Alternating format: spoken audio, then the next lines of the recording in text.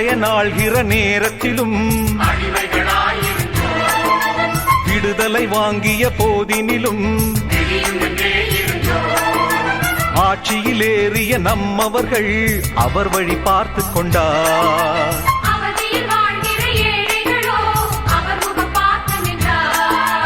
முதல்வர்கள் தான் இங்கு மாறுகிறார், முடிவுகள் மாறவில்லை. ஆட்சிகள் தான் இங்கு மாறுதையா, நம் அவதிகள் மாறவில்லை.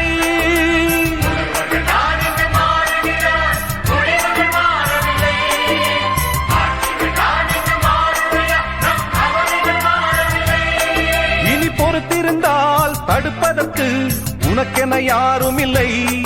இதை புரிந்து கொண்டால் தெரிந்து கொண்டால் வேறெதும் தேவையில்லை.